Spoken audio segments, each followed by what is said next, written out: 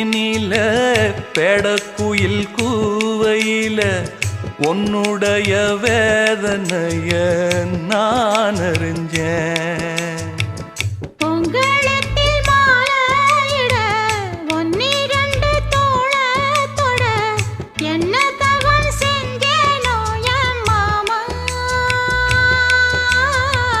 வண்ணக்கிளி கையத்தொட சின்ன சின்ன கோலமிட உள்ள மட்டும் வழியே நானே